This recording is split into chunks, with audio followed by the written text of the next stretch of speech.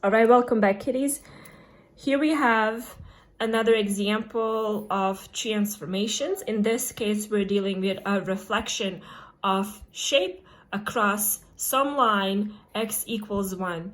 I went ahead and I already drew the line, but how do we know that this is how the line x equals 1 looks like? Well, when the equation x equals 1 tells us that x is equal to 1, it means that every single x coordinate is going to be 1 and y is going to be anything else. So if you look at this line right here, you will find out that it is true. This line corresponds to this equation because anywhere along this line, you're going to have x coordinate 1.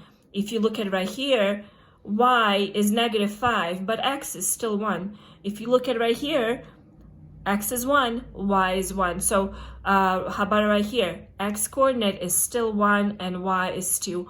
My point is that everywhere along the line x equals 1, the x coordinate is going to be 1. So there you have that. But now when we reflect this little shape here across the line x equals 1, what is it that we're doing? We're going to go in a step-by-step fashion. We're going to go around the perimeter of our shape with each of the ordered pairs that represent the shape. And we're going to see where are those points relative to our line x equals 1.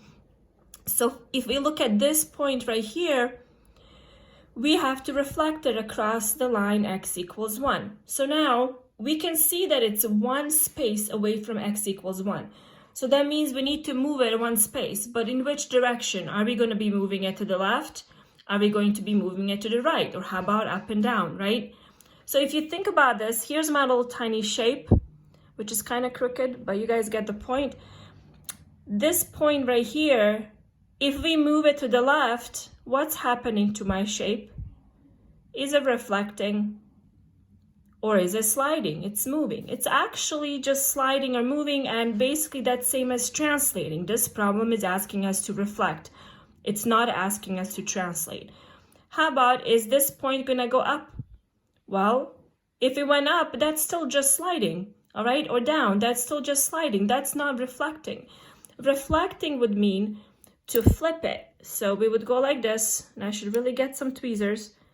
And this is what that would look like. You're actually flipping it, okay? And as you can see, when we flip this little shape, all right, when we flip it, it's flipping straight over the line x equals 1. So let's see how that looks like, all right? What will be our coordinates of each one of these points? We'll do that in the next video.